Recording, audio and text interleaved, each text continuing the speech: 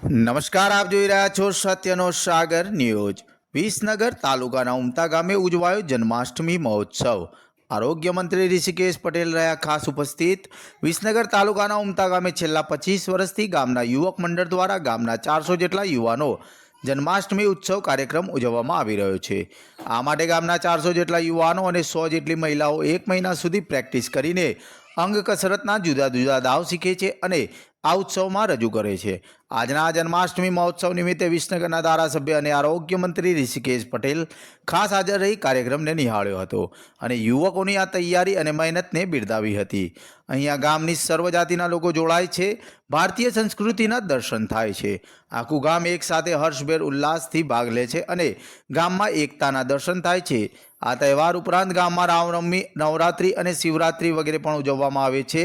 ખાસ આજે અહીં ગામની તમામ શેરીના નાકા પર બાંધવામાં આવેલ મટકી યુવાનો દ્વારા ફોડવામાં આવે છે અને ડીજેના સથવારે આખા ગામના લોકો સાથે જોડાય છે અને આખા ગામમાં જય કનૈયા લાલ કી, હાથી ઘોડા પાલકી, નંદગેર આનંદ ભયો, જય કનૈયા લાલ કીના નારા ગુંજી રહે છે। આખું ગામ કૃષ્ણમય બની જાય છે। દુર્ગા વાહિની દ્વારા તલવારબાજી તથા લાકડીના કરતબ ઉપરાંત યુવાનો દ્વારા અનેક કસરતના દાવ ઉપરાંત કૃષ્ણ જન્મોત્સવનું નાટક પણ રજૂ કરવામાં આવ્યું હતું।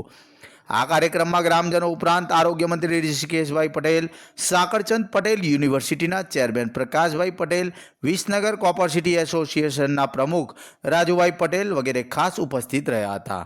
ખાસ ગામના યુવાનો જન્માષ્ટમી જેવા તહેવારો પર જુગાર જેવી બધી કરતા આપણી સંસ્કૃતિનું વહન કરી રહ્યા છે, જે બિરદાવવા લાયક છે।